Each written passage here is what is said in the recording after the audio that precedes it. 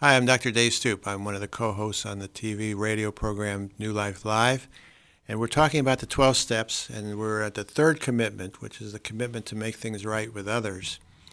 And we're looking at step number 9. Step number 9 says we made direct amends for such people wherever possible, except when to do so would injure them or others. So I'm careful in how I make my amends. I don't just bully my way into a person's life, uh, but I consider whether to make the amends would be to offend somebody or hurt somebody, and if that's the case, I have to find an indirect way to make amends. But primarily, it's to make direct amends to someone else. Matthew 5 talks about if you're presenting a sacrifice and at the altar and someone has something against you, leave your sacrifice there at the altar, go and make things right to that person, then come back and make your sacrifice to God. When Jesus said that, he was speaking in Galilee. It's a 3-day journey to Jerusalem. So he's talking to people who would make a 3-day journey to Jerusalem to make their sacrifice.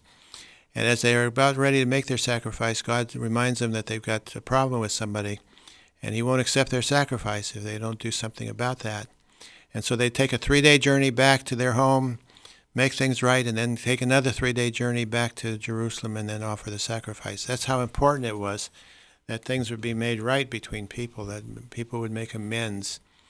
And that's a part of Matthew 5, and it's in Luke 19. It's also in 1 Peter 2, where Peter talks about making amends.